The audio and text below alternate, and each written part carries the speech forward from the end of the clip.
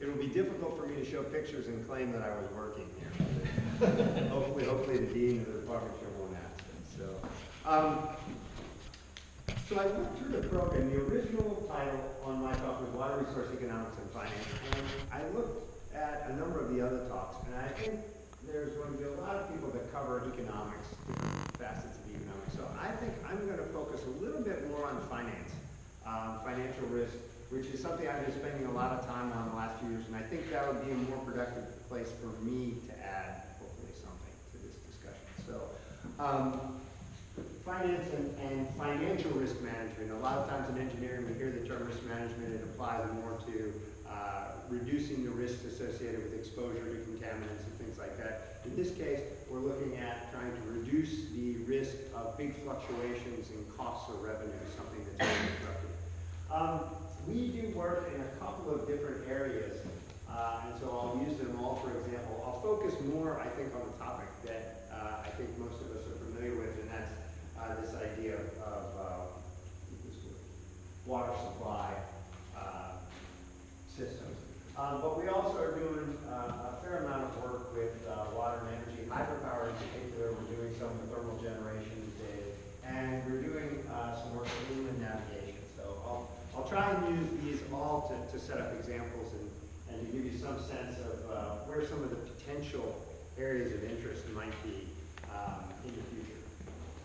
And also, as Andrea said, it's very informal. So if you have any questions, if there's anything that's unclear, please speak up. Don't let me just ramble for an hour all by myself.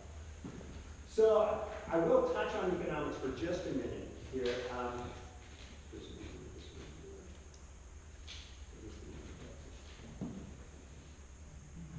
Okay, so NSF funded a couple of years ago. Sorry, is that your pointer or is it the one that came with a computer? It's the one that came with the computer. Okay, probably have to I'll try to see if can be coupled to your computer. This one looks like.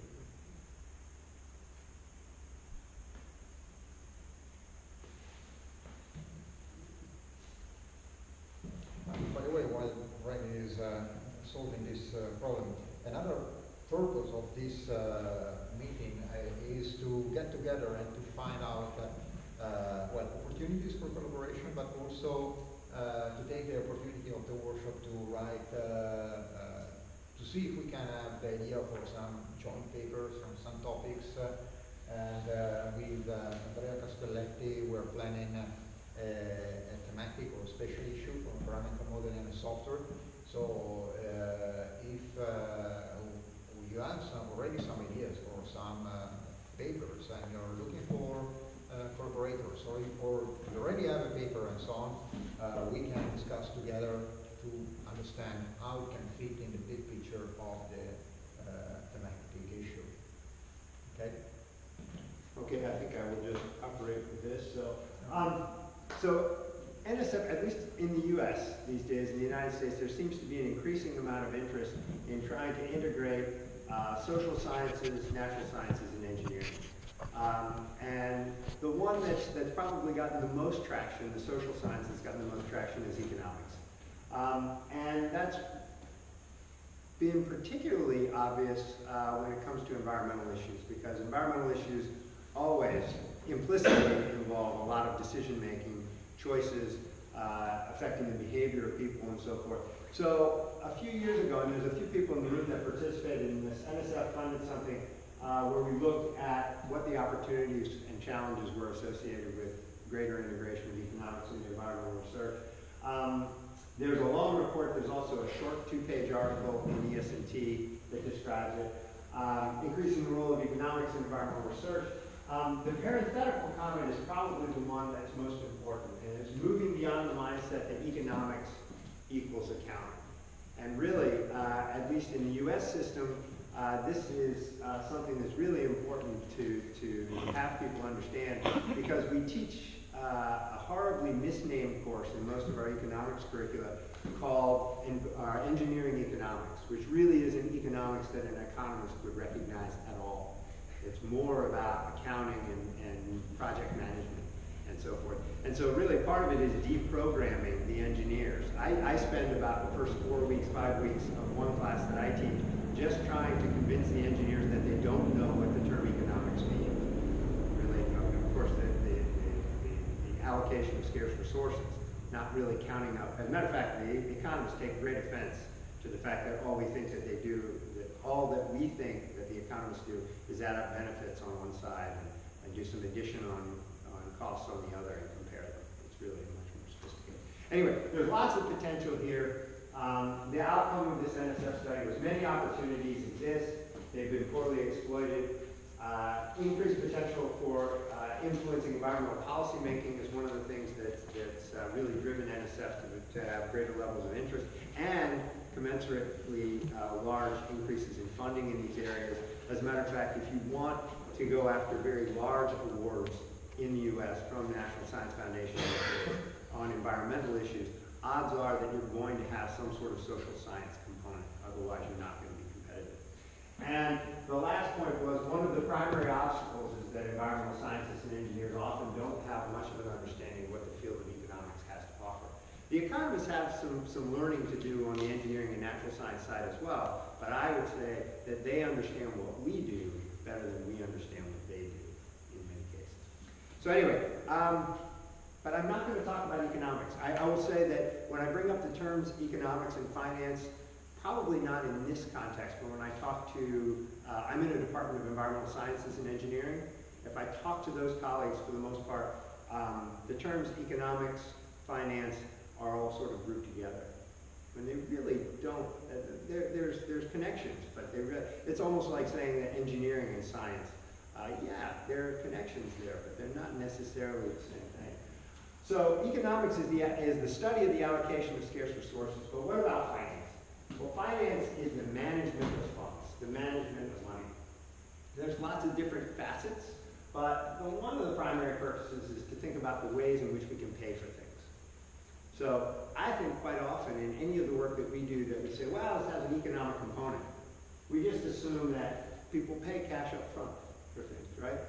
Say, hey, I want to put in place this mitigation technology or something like that. $35 million, no problem. Somebody writes a check, $35 million. That's very, very rarely what happens. And if you think about your own life, I mean, yes, I paid for the beer that I drink as I drink it, but for most things, anything large, cars, home mortgages, things like that, there's usually some sort of financial arrangement. And it actually affects my behavior a great deal. How long would I wait to buy a house if I had to pay cash for the house? A very, very long time, right? But home mortgages make it easier for me than to afford and to pay for that over time. I mean, one of the other areas is, I've tried to use some contemporary examples, leasing as necessary, right? Only when you need something do you pay for it, as opposed to having it on call all the time. So Airbnb, which I've used a lot in the last 4 or 5 weeks, Uber, which I use everywhere it's available. These are really great opportunities, and they allow me to pay for things only when I need them. And so that's a different mindset than having something that I pay for and I keep essentially at the ready all the time. So finance also involves developing strategies for managing risk, because if you think about it, we make a lot of decisions based on what we expect to happen in the future. If somebody told me that my salary would go up by 10%, but it would vary 25% from year to year, would I take that? If I understood that it varied in an unpredictable way, I'm not sure I would, right? That level of uncertainty would make me very uncomfortable. Could I pay for my house? Could I pay for make my car payment, things like that? And so we think about managing risk. I tell you, if you're a large organization, whether in the private sector or the public sector, you think about these things quite a bit. And so large fluctuations in costs and revenues are disruptive. There's ways in which we think about mitigating, and we'll talk about it, but a couple that I'll discuss today are related to laying that risk off on somebody else, or at least pool it. There's some subtleties that maybe we'll get to depending on how fast things go. But insurance is the idea that many of us have similar risks, and that they are independent of one another. So when we think about car insurance or something like that. We all have some risk of having an accident, but they're mostly independent of one another. So we can come together and pool our risks in a way that allows, if I have an accident, everyone else has put some funds into a pot and I'm able to draw on it. There's a lot of actuarial science, a lot of statistical analysis that needs to be done in order to understand how that would work. But that's one way in which we all put our risk together. Another is risk shifting or hedging. And so in that case, it may be an instance in which I don't have the ability to absorb some sort of loss, but I'm able to pay someone. This is often the role of reinsurance.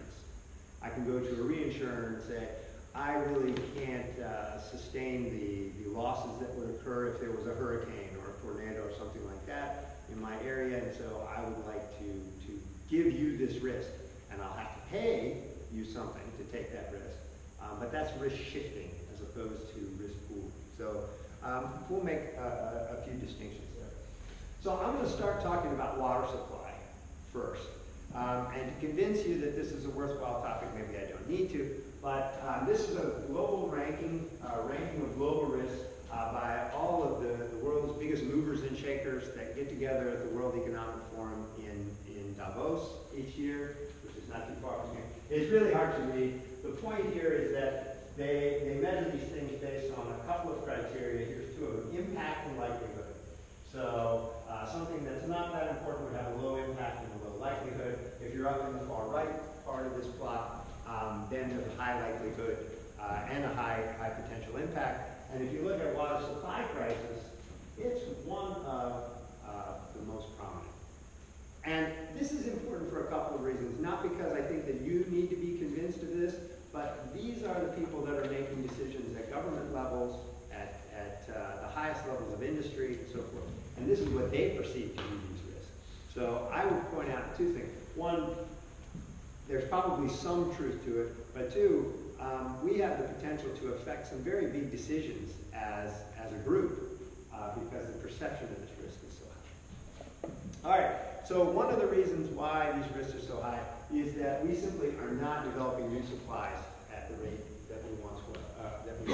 This applies particularly to the United States, I think, and to most developed countries. This is dam building, larger dams about above a tenth of a kilometer cubed.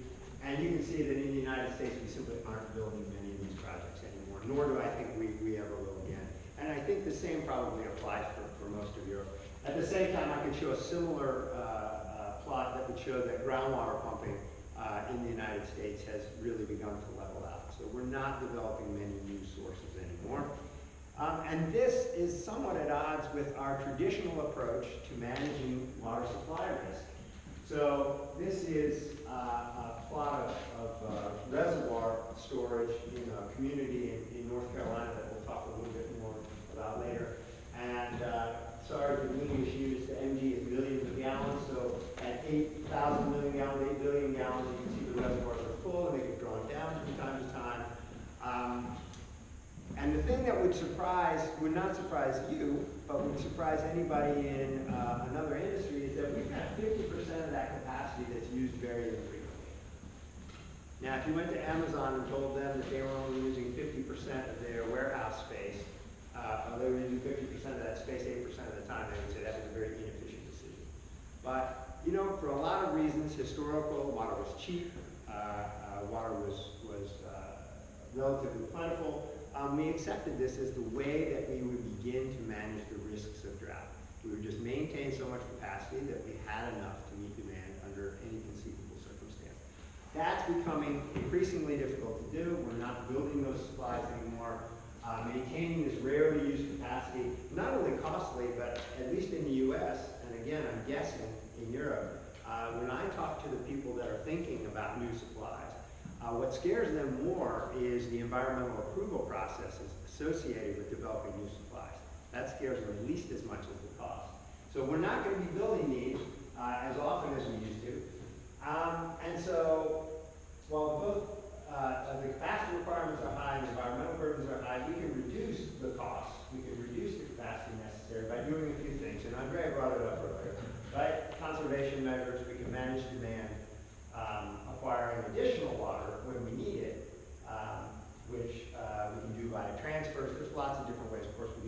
desalination and things like that as well, awfully expensive.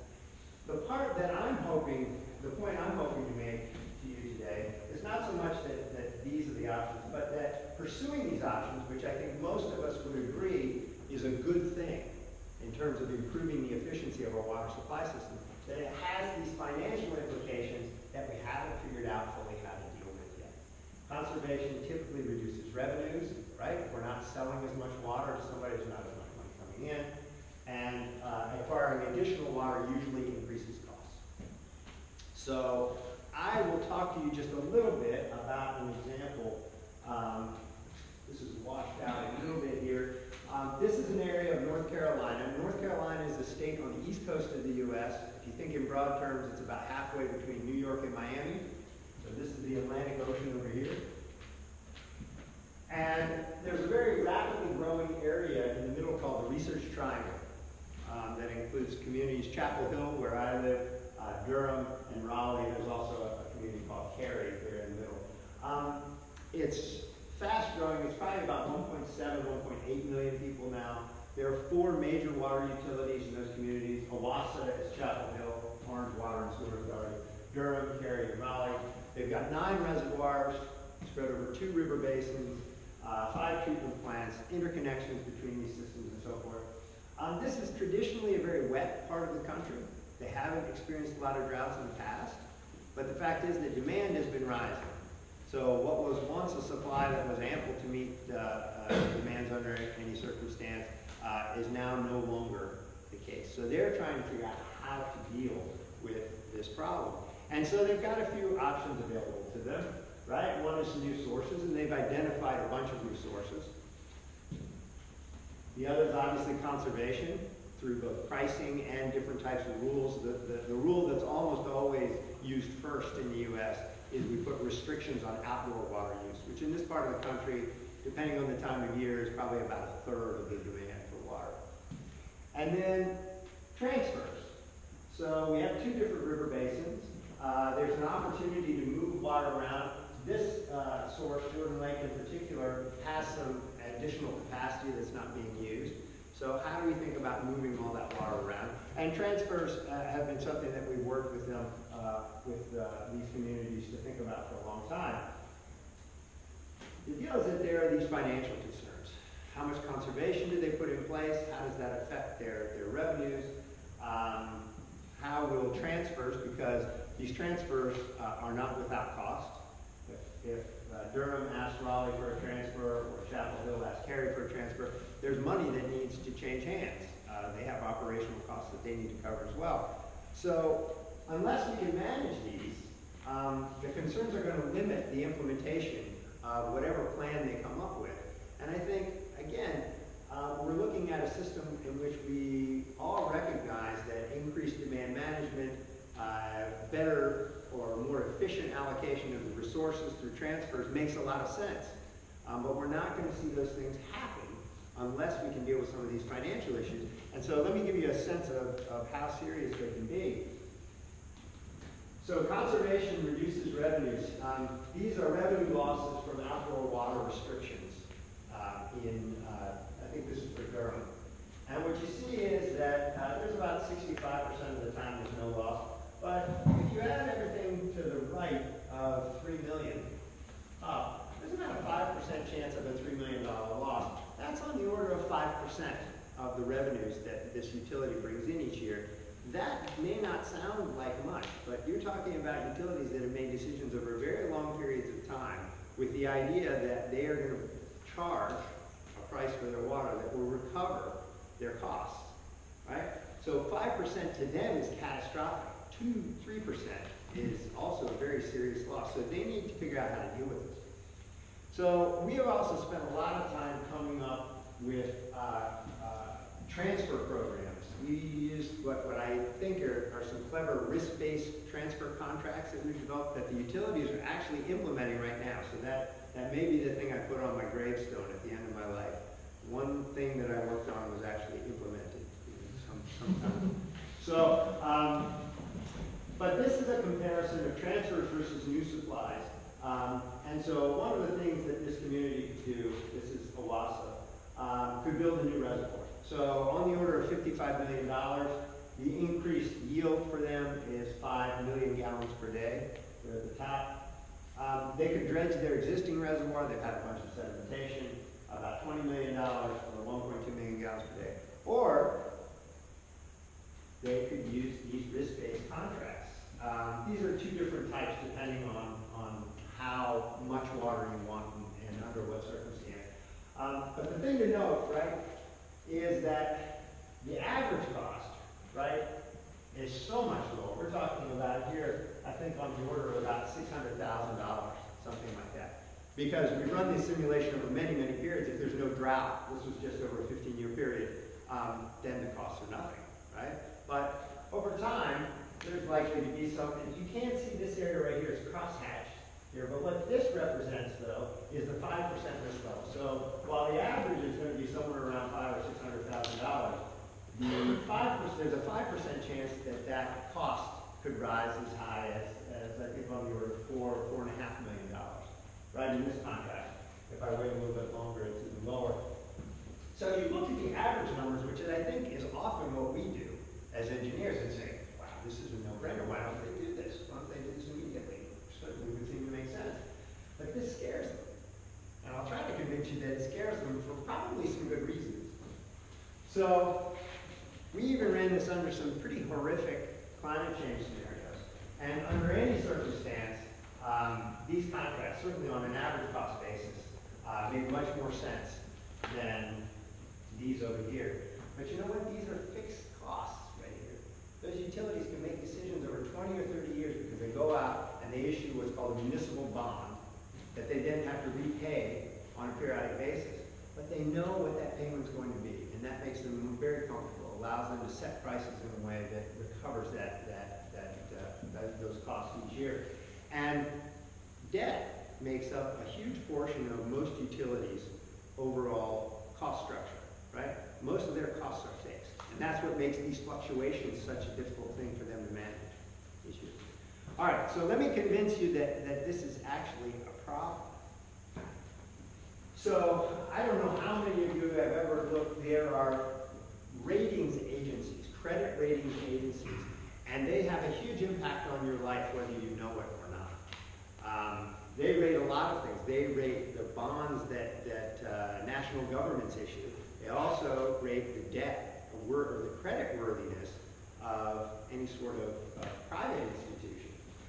And so what's happened is, as we've seen this squeezing of water utilities, where they're no longer able to build supplies as quickly as they once did, and where they're relying much more on conservation and transfers, other types of temporary augmentation approaches in order to meet their reliability goals, is that they're missing their financial targets.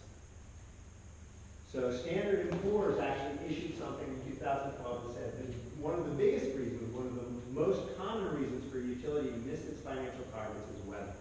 So mostly it's dry, but actually it can be wet periods too. If you have a very wet period in an area that typically doesn't receive as much rain, and people are not watering their lawns, watering their gardens as much as they once did, that also hurts the revenues for utility. So Standard & Poor's recognizes this. And then just this year, earlier, they came out with new evaluation criteria for water-related agencies. This is water utilities. If you're somebody in California like Jay, you spend a lot of time with irrigation districts, groups like that control large volumes of water and allocate large volumes of water. They've come up with new criteria that say about 25% of their total ratings are going to be affected by these new criteria. Now this has people concerned, and let me show you why. So water is a really capital-intensive business. There's a lot of debt that utilities take out. So interest rates matter a lot. So this is, for the United States, the credit ratings, up here in the corner, up in the far right, AAA, BAA, and the interest rates associated with borrowing money, depending on your credit rating. So if you have an excellent credit rating, AA, you borrow for a lower rate, right? And governments have this too. I mean, we've had huge issues. The United States used to be AAA rated. We're not anymore. We're only AA.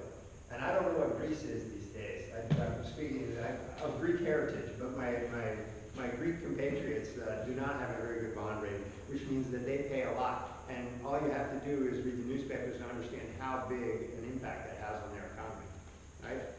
So here we see things rated from AA to BAA. Actually, BAA is still pretty good.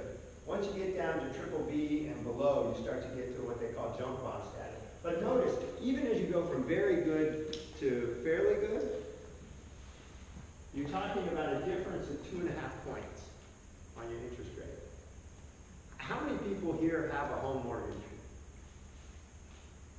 Okay, so a home mortgage, think about what your monthly payments what would happen to your monthly payments if they went up 2.5 points, if your interest rate went up 2.5 points. It would be significant, right? And so for these organizations, even this move, relatively subtle move, could be disastrous from a financial standpoint. So, and think about even more, right? Think about even more if your mortgage payment made up 50% of your monthly budget, which is the case, 40–50% for many water utilities or water-related agencies. All of a sudden, it really represents a threat.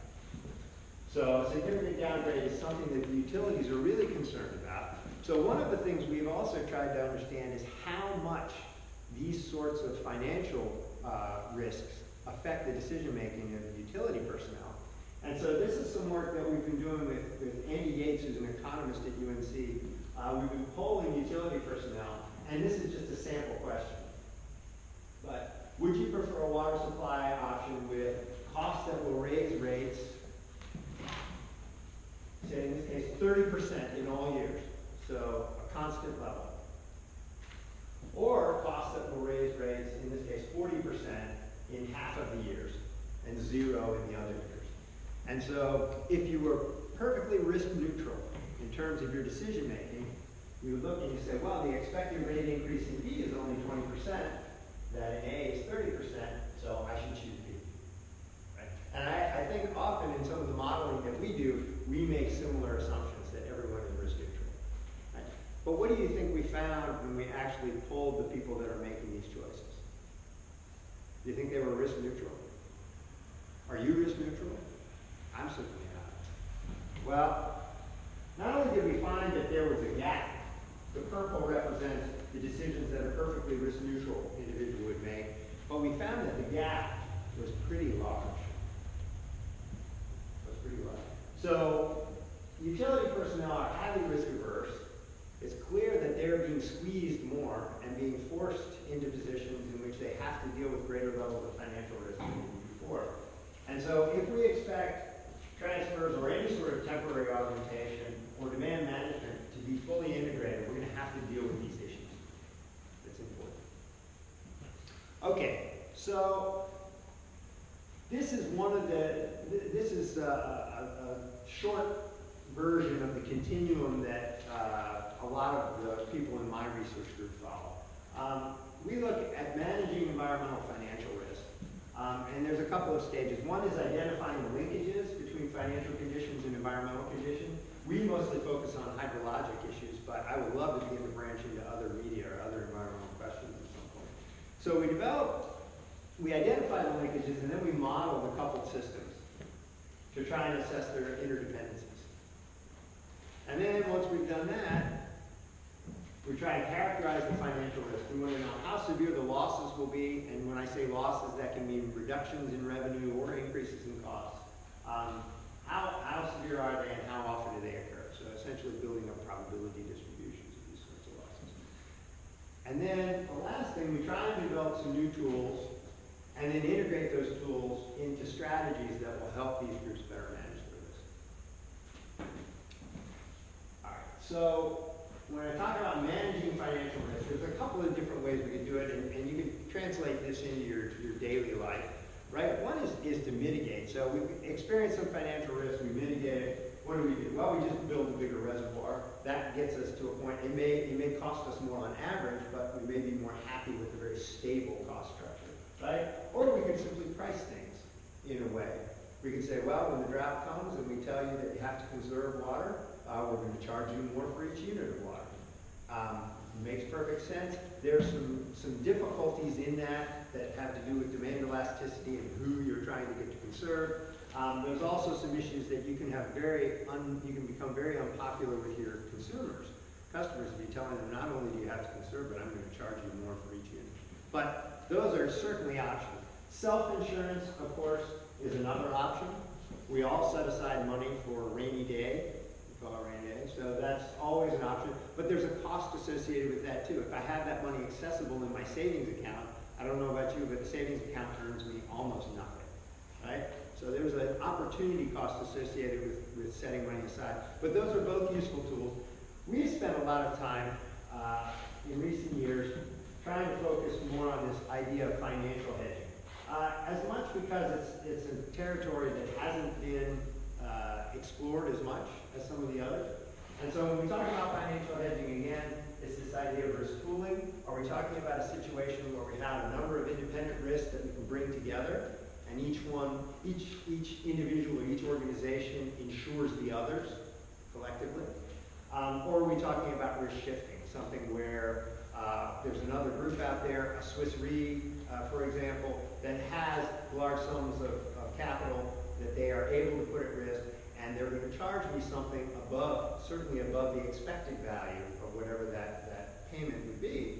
But they are able to absorb those losses, mostly because they're diversified amongst a lot of different risks. So I'm going to talk a little bit about risk shifting for a little bit, and then talk about some of the opportunities that we're trying to pursue in risk pooling. So when we talk about risk shifting, one of the instruments that we've spent a lot of time thinking about are index-based financial instruments. So index-based insurance operates very similar to a traditional type of insurance. You have a buyer and a seller. The buyer pays a premium to the seller, some amount, to cover specified losses, right? And those losses have to be very clearly specified. If you've ever read your homeowner's insurance or something, there are things that are clearly covered and things that aren't. And then, if those losses occur, then there's a payout. Now, if it happens with a homeowner's insurance or a car insurance, I have to show proof, right, that my house was robbed or that I had an accident. And there's an adjuster that will come out, or they'll look at my inventory of what I had in my house before and after and so forth. What we're talking about, though, is something that's a little bit different. What we would like to identify are indexes that are linked, that are close proxies for financial losses. And so it's such that we only have to measure the index to figure out what the payout would be. And this has some advantages. One is that there's lower transaction costs. We don't need an adjuster to come out. We've agreed on an index and there are temperature-based contracts. And we would agree, say, at the Zurich airport, if the temperature on a certain, over a month, deviates from the norm by a certain amount, then I get a payment. And for power companies, that's usually a big deal. They have heating degree day and cooling degree day contracts. If there's a very warm winter, where people aren't using as much power as they expect, or a very cool summer, then they can have big reductions in consumption and thus big deviations in their revenues. So what we're doing is we're looking for something that will allow us to do that. So lower transaction costs, fewer moral hazard concerns. I don't care as the insurer, I don't care what the insured party's behavior is because it doesn't matter to me, right? All I care about is what that thermometer reading is at the Zurich airport. And presuming that Meteo Swiss is not on the tape from someone, then that's a number that I trust, right? So there's also quick resolution to claims and payout. The challenge here, though, is developing an effective index. That is not so easy. You need something that correlates very well with the financial losses. And so this is what a perfect index insurance contract would be based on. We have financial damages here, millions of dollars, we have the index and the payouts there, and we would like everything to line up one-to-one. Right? So when I tell people we're thinking about water supply, one of the first things, well, why don't you just measure rainfall? Well, rainfall always sucks. Almost always. It's terrible. It's terrible. There's a couple of instances where you've got irrigation that is totally rain-fed, where there's actually some, but too many things happen between when a drop of water hits the ground and when it makes it into some sort of economically productive use for rainfall contracts to be very useful in most senses. Although they're out there, because the financial people understand how to measure rainfall, right? But they don't understand the systems that, as a whole. So there's some room for our community to begin to contribute in these areas. All right, so let's imagine just for a minute that we find a perfect index contract. So this is a very simple form of index insurance. And what we've got here is something where we have an index value. We could imagine it was some sort of cumulative stream flow over 3 or 4 months or something. And when we measure that, we decide that there's a strike, a point below which we start to lose an unacceptable amount of money. So as the insured party, we want to begin to generate revenue or to receive payouts from the insurer during that. And then there's a slope associated with that payout. So what sort of increase in that payout comes with successive reductions below. And then it comes to the date. There's usually a date at which the contract matures. And so in that case, we measure the index, and let's say we're here maybe, what's that, about 1,300, 1,400 on that day. And so we get a payout of about $110 or $110,000 or $110 million or whatever we've got arranged. And so these are fairly straightforward. And I'll show you some different structures, but this is one that we've used in the past. So you can always calculate the payout. But note that this slope, A, and strike are important because they're characteristic of the losses experienced by whatever that group is. If you have lots of different groups, that A, that slope and that strike may change. And so if you're an insurer thinking about, hey, I would like to put together a product that lots of people could use, that could be a problem for you, right? If you've got to go out and do some modeling to figure out what everybody's strike and everybody's slope is, that could really generate some issues for you. All right, so let's imagine we have a contract structure, we have an index that works, you got to price this contract. So the price, or the premium that you pay. Could you give some examples of actual indexes that are? I'm going to give you a couple. You wait for a minute? Okay. So price or premium here is one. We've got expected payouts. The insurer is going to want to know how much they're going to pay out over time. And then there's going to be a loading. So what does loading mean? That's usually from a technical standpoint, the expected payouts are something that we can generally come to some agreement about. So loading accounts for a number of factors. The insurer wants some return on investment. There's a risk premium. How much are they losing and how often? Administrative and marketing costs and so forth. This loading is also important because it represents the cost of hedging to the buyer, right? It's the part that doesn't come back. When I pay for my car insurance, I'm expecting that the insurance company is going to give me a payout at some point, right? But there's a loading associated with it, which I don't expect to get back. And so that's important also. And so computing an appropriate loading is a subject of considerable research. I mean, if you have a product that's already out there, you can calculate, right? And it's a market-based thing. How much will people pay? How much, where will the insurer set the price and so forth? But we don't often have that luxury when we're trying to develop new instruments. And so there's lots of different ways to do it. I don't want to bore you too much here. This is the Wang transform, which is an approach we've used. Essentially, it turns the distribution of payouts into what we call a risk-neutral distribution of payouts, using a market price of risk that we gather empirically from some sort of similar products. But here's the intuition behind it. So suppose we have $1 million payout that has a 1 in 10,000 chance of occurring. Or we've got a $1,000 payout with a 10% chance of occurring. In both cases, the expected value is $100. Right? So which would you expect to have the higher loading?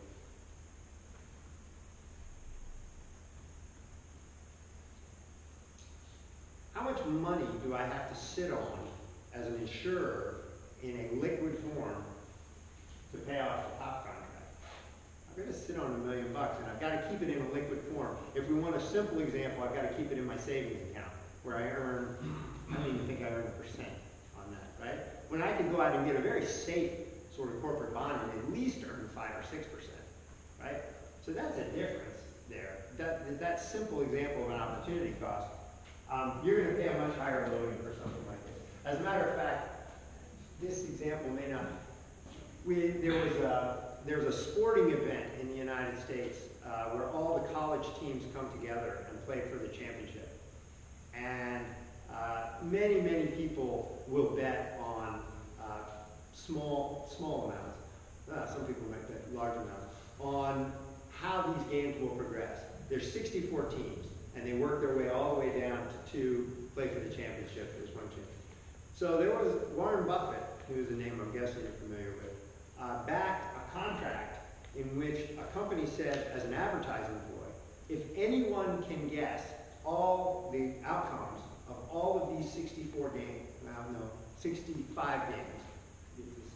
yeah, all these 65 games, we'll give them $1 billion.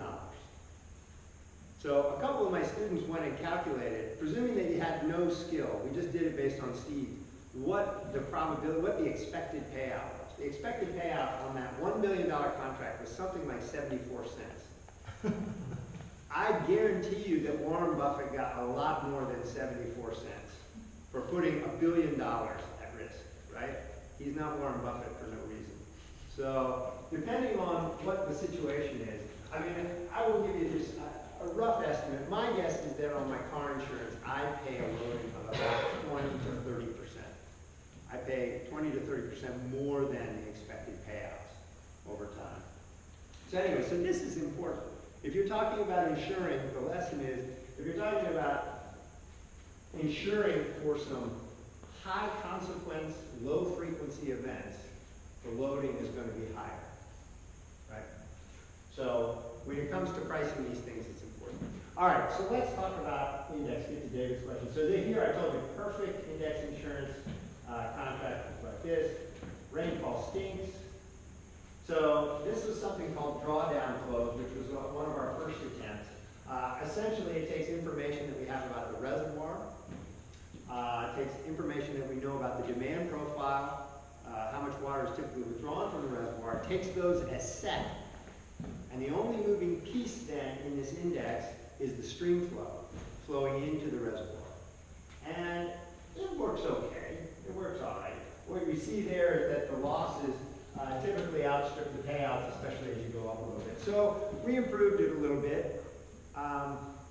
This is some work from HBZEF's, from some of you know Harrison, HBZEF's Masters. And HB went down to the business school and spent some time down there, so he started coming up with cute acronyms, because at the business school they always have cute acronyms. So the DUPSO complex is actually a down and in, up and out binary spread option. And so the contract got very sophisticated and took into account everything we knew about the individual levels of the reservoir at which different restriction policies were put in place and so forth. And we actually got a very nice agreement then. But it took a lot of investigation.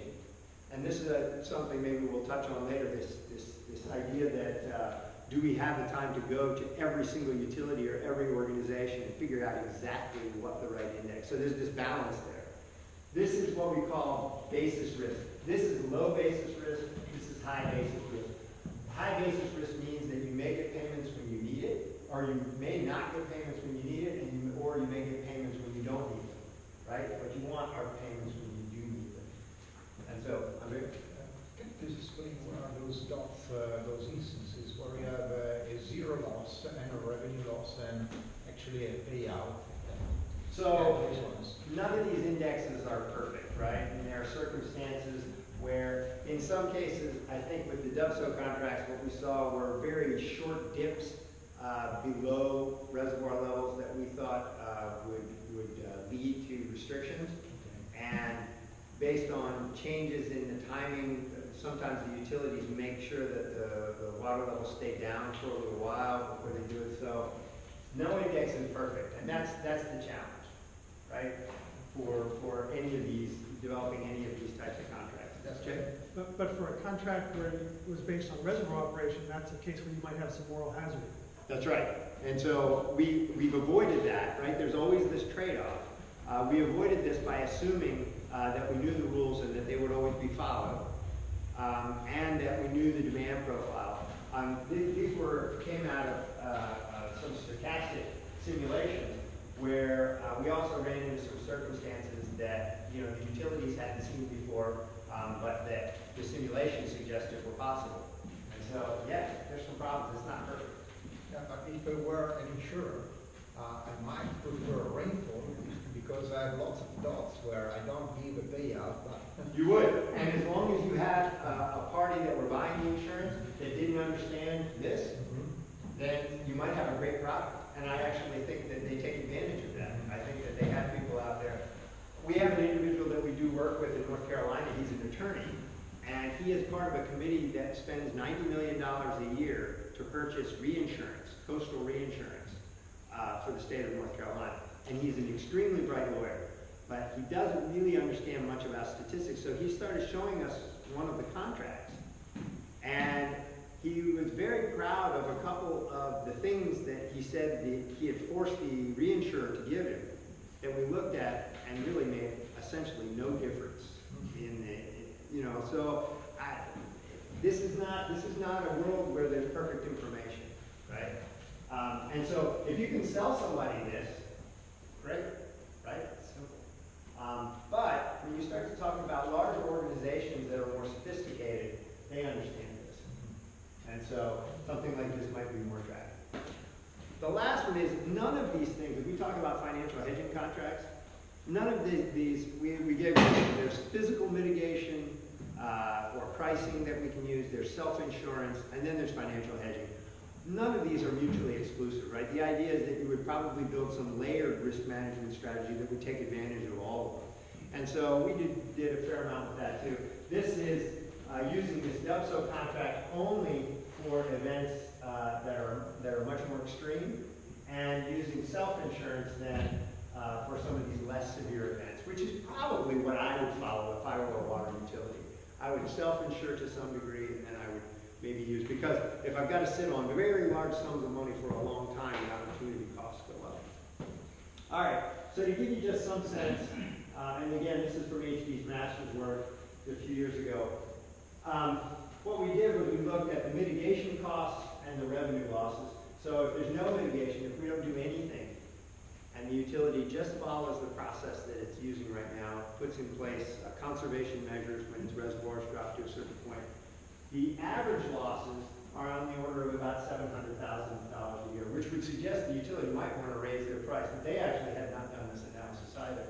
But there's a 5% chance of a loss in excess of $3 million and a 1% chance of a loss in excess of $5.5 million. Now, they could place a surcharge, so essentially change their pricing. They told us that 25% was as high as they wanted to go. It really doesn't help that much. They could raise their prices enough to shrink this to almost nothing, but they're not very likely to do that. So they could self-insure. In this case, they're setting aside about $1 million a year. And on average, over, I think this was a 15-year period, they will be sitting on $3.5 million or so. And they can reduce their risks significantly by doing that. Or they can give that $1 million to somebody else. So this is a drawdown contract, drawdown flow contract, and get about the same risk reduction. But they are giving that money away to somebody else.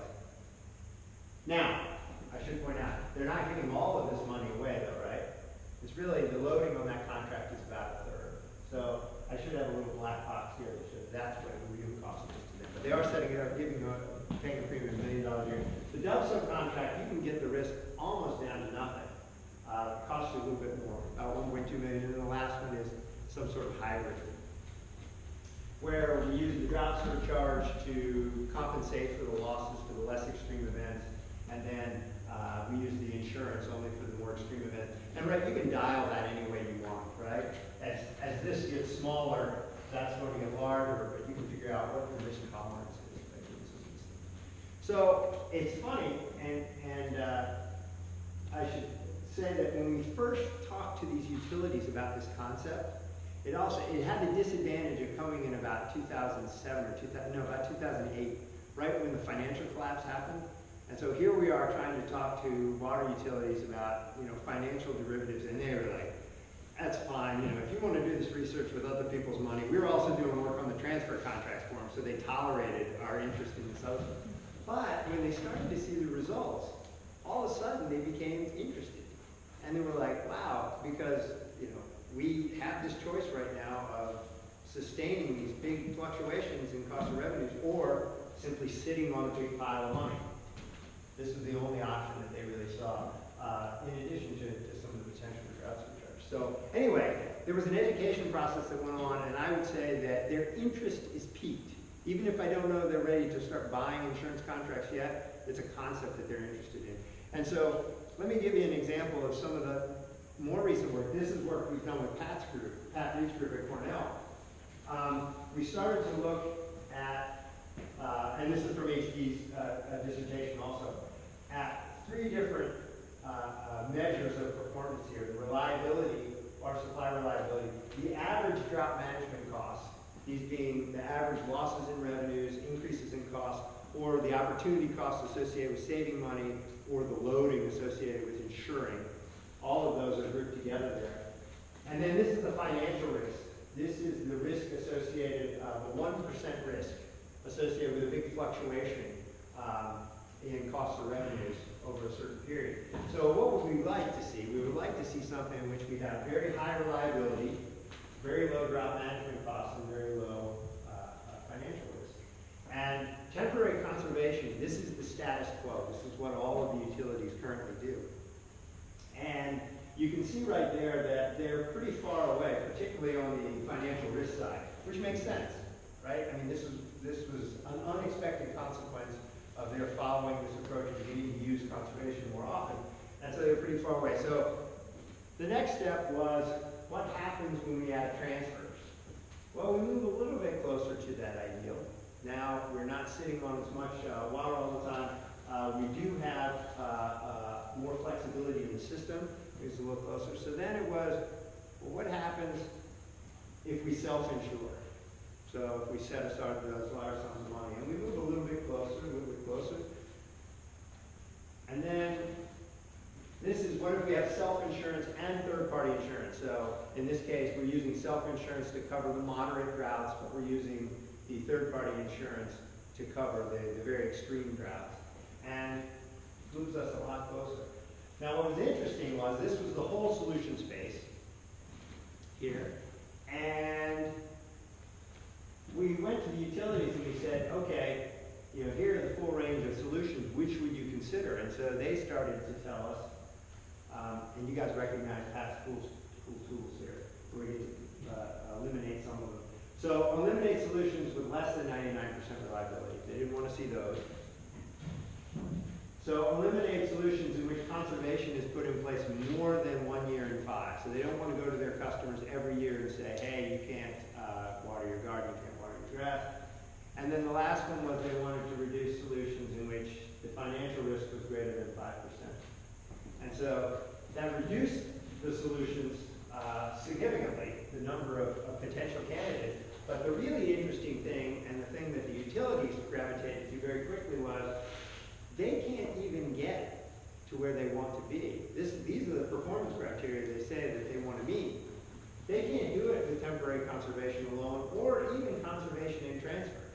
They need some form of financial mitigation, whether they're sitting on the money themselves or paying someone else to mitigate some of their risk, for them to even achieve the level of performance that they're looking for. And so this was another one of the slides that got them thinking, well, maybe we should think about this in a more sophisticated way. All right, so that's the example. I've got 2 more quick examples that I won't spend a lot of time with, but I want to give you just a sense of some of the breadth that's possible here, some of the potential areas of investigation. So we've done a lot of work. Maybe a question before you Sure. go on. Because I understand this framework and approach that makes a lot of sense. But I'm wondering, what are the implications over a medium term where the conditions will be changing because the drought might become more severe? You might have damages caused by the drought that are protracted during the years that will affect the economy, that will affect maybe the environment, and this has to be taken care of in future contracts that will be renegotiated every year. So there is also a dynamic, maybe counterpart to all this, that might require to reinvest some of the money that they might have saved in infrastructures. So have you also started to invest? So we are looking at, actually, I won't have time to show it. We have a paper that's, this is HB's PhD work, that's just about to come out with Pat's group again, where we look at how this more dynamic environment that includes transfers, conservation, and also financial mitigation will affect long-term infrastructure planning. And so it's really a nice paper. I'm excited. It should be out. Actually, HB's got to finish the last couple. Yeah. So anyway, so that's a question that we spent some time with, and you're right, and it does affect decision making significantly.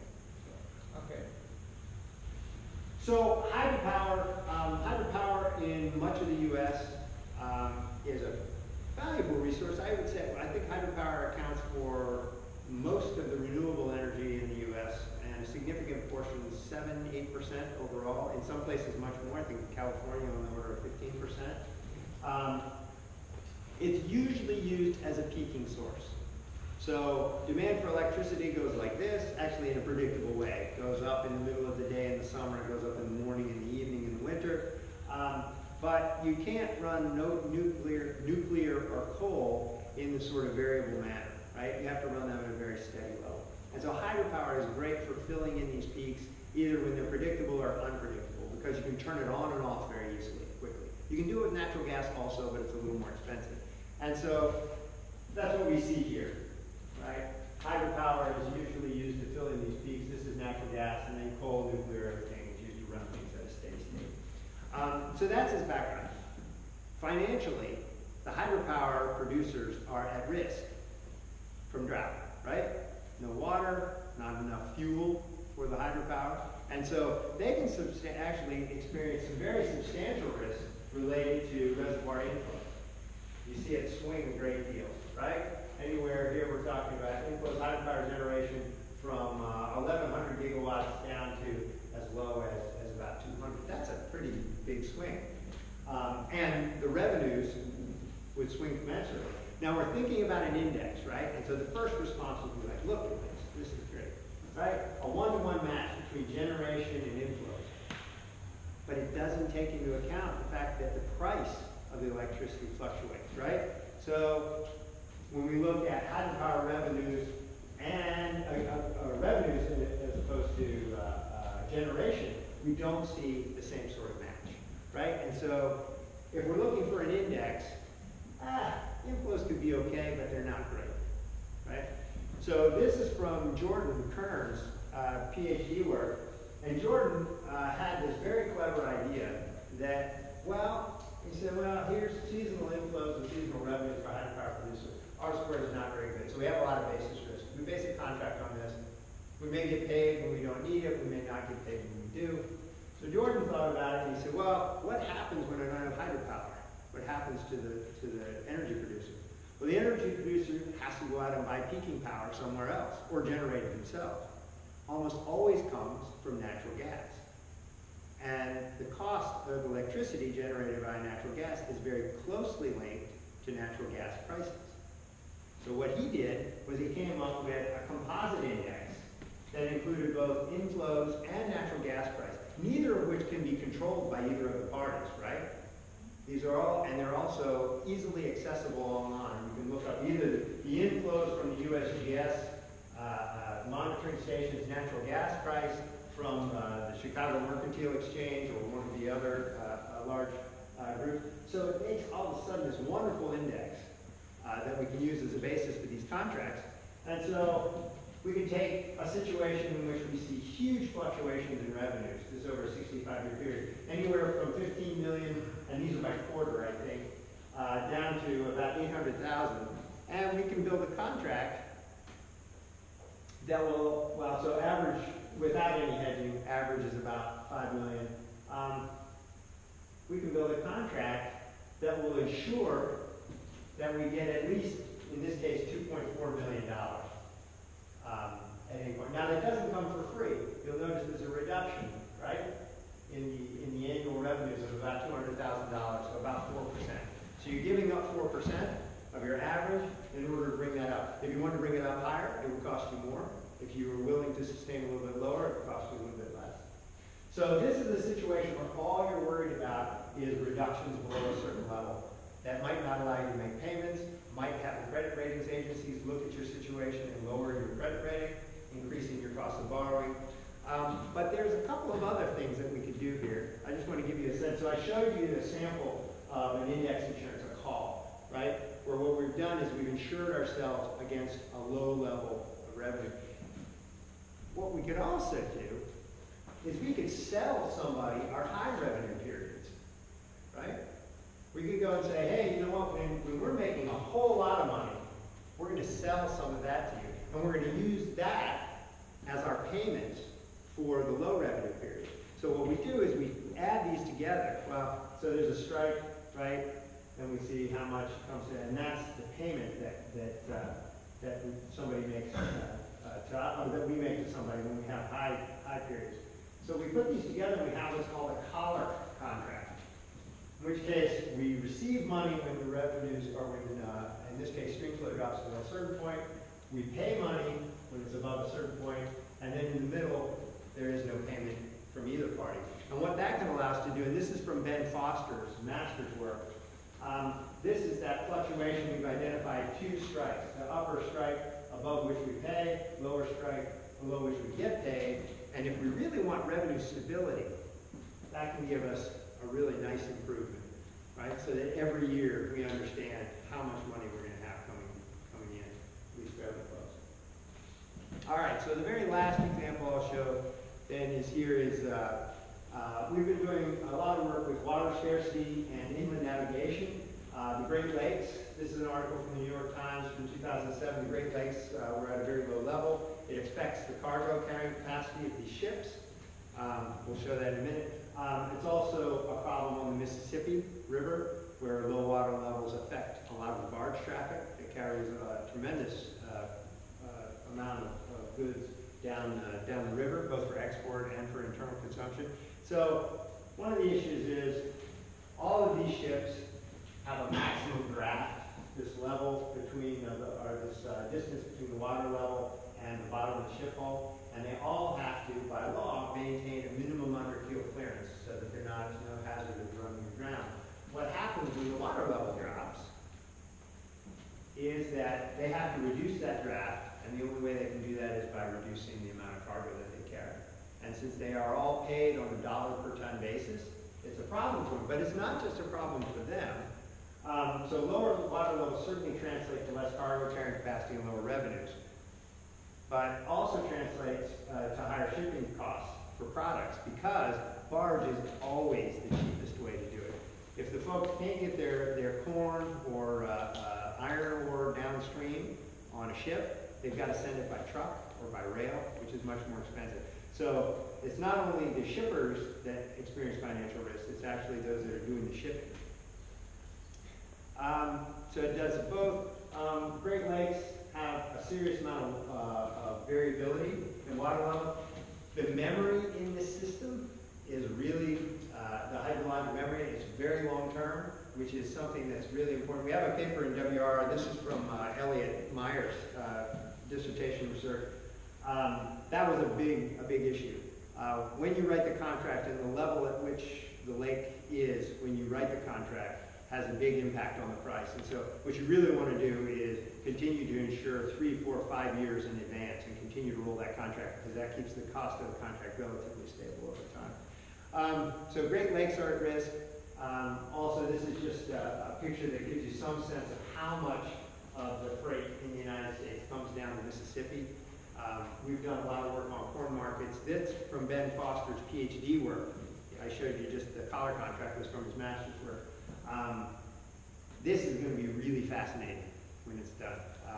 Both our understanding of that system and how it's affected, both on the basis of reductions in corn production when we experience a drought, and the increased costs associated with shipping it downstream because of the disruptions in the barge.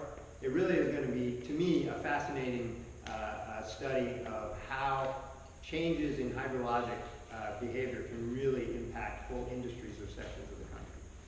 So let me give you one last thing, and then we'll move on.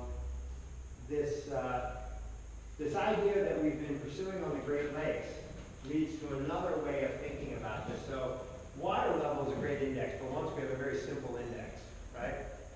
And we've applied it to shipping.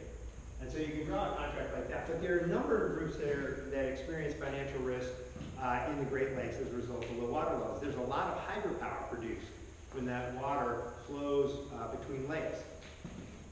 And so their profile may look very different, right? And the marina owners or any of the recreational businesses that are on the lakes, people that rent boats, the people that moor boats and things like that, they may experience a very different risk profile too. So do I want to go around as the insurer and explore what the risk profiles look like for all of these groups and establish what that strike level will be for each of them, do write individualized contracts? I probably don't. But I have a simple index that I can use. So another way to think about it is develop smaller binary contracts that essentially allow all of these groups to develop their own risk management portfolio, their portfolio of contracts. So we set lots of different strike levels, and we have a set payout for each one, right? So maybe it's in small increments. So $1,000 is the payout. Now, if I want a $1,000 payout for a really low, highly improbable lake level, I can probably get that for pretty cheap, right? If I want to insure against more moderate levels, then it's probably going to be a bit more expensive. All conditional on the lake level today, right? And so we can put people in a position where we've got all these potential contracts at different strike levels, all with different prices, but with the same payout. And so if we drop below this level 8, we get one payment, 7, we get another, 5, we get these, 1, we get these. We can use these contracts to build any sort of risk management portfolio that we want, these binary contracts. And so that was part of the innovation in Elliott's work. So risk shifting is essentially what we've been talking about so far. We are not talking about risk pooling because drought is mostly a localized event, right? Such that there's high levels of covariance between the losses experienced by people within individual regions. And so what we're doing now is we're messing around with this idea of risk pooling. And so we're using drought-related indices. In this case, it's Palmer Hydrologic Drought Index. You can see there's high levels of covariance, right, with respect to drought. So would I want to insure just the people in Texas? I could, but that wouldn't be risk pooling. That would be risk transfer, right? Risk shifting. So you see lots of different pictures. But what if we were to insure everybody? So we've spent a lot of time, and this is part of Rachel Baum's PhD work, now trying to figure out what are the levels of covariance across spatially for these different indices. We've used stream flow, we've used Palmer Hydrologic Drought Index, and so forth. You're never going to get a situation where there's no covariance, right? Like auto insurance, where we could assume that everyone's risks are independent. But even with some reduction in covariance from that idealized situation where there's none, from a situation in which everybody, covariance is 1 across all groups, you can still see a significant reduction in the amount of money that you have to sit on in order to achieve some level of coverage. And so I think I've gone on long enough. There's some things an insurer needs to know something about average payouts. That's law of large numbers, and they need to know the distribution of the payouts. And the nice part about that is central limit theorem tells us that if we do a bunch of calculations of means, we end up getting a normal distribution plotted. But the idea is that if we have a very broad distribution, right, we may know the mean, but our worst case, which is what the regulators enforce, you have to, as an insurer, show that you're able to pay out in the 99.5% value at risk, so with the probability of 99.5%. But as you increase the number of groups that you have involved, that worst case is reduced and reduced significantly. So we're talking about sitting on, in this case, 450 million as opposed to 700 million, which makes the insurance significantly cheaper. The level, this is assuming, this little example is assuming almost complete independence of the risk. That's not the case when we talk about monitoring these hydrologic indices over the country. But the fact is that there is a high probability that, of course, if I'm in Los Angeles and San Diego, I'm experiencing drought at the same time. But if I'm in the Midwest or in the eastern part of the country, and the bigger you draw that circle, if you had somebody that wanted to insure against drought-related catastrophes across the world, that would be a situation in which certainly there would be lots of benefits to pooling this. So I will leave it there with just these last couple points. This is what we do.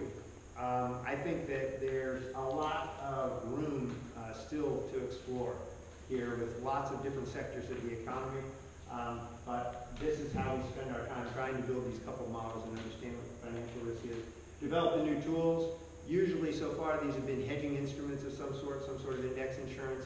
We're thinking about some other things now.